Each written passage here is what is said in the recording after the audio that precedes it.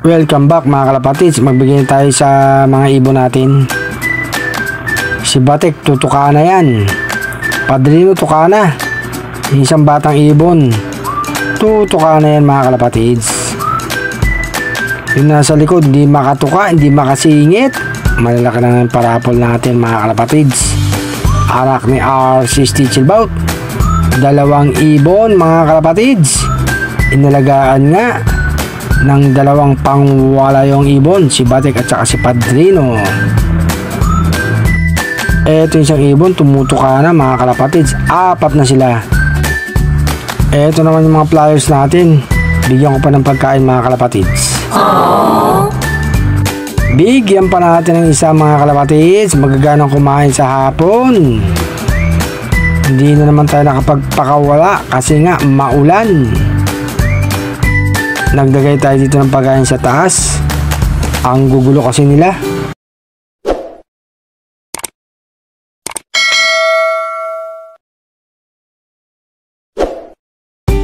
Si Padrino gustong pumaris kay Batik mga kalapatids.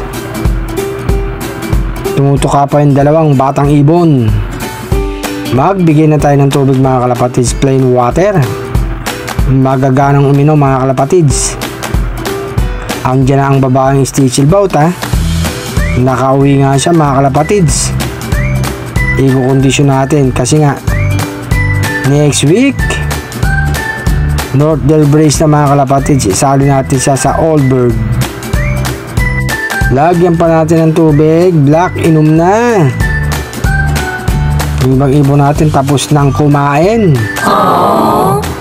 Yung mga ibang ibon natin nasa pwesto na mga kalapatids tapos nang kumain. Si Black tumutuka pa. Meron pa dito sa taas.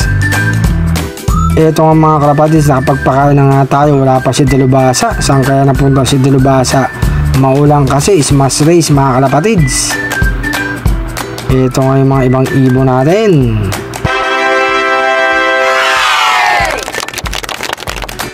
Nandito na silang lahat mga kalapatids, mga tapos nang kumain. Ito si Padrino at si Batik mga kalapatids, yung 2 parapol natin. Tapang talagang to si Padrino. Ito ang alisa ng parapol natin mga kalapatids. Maraming sumali sa atin, nasa 610 na mga kalapatids. Ang kapal ng papel. Libreng raffle para sa inyo mga kalapatids. Open sa lahat. Sundi lang 4 na mechanics. Live tayo sa aking Facebook page mga kalapatids.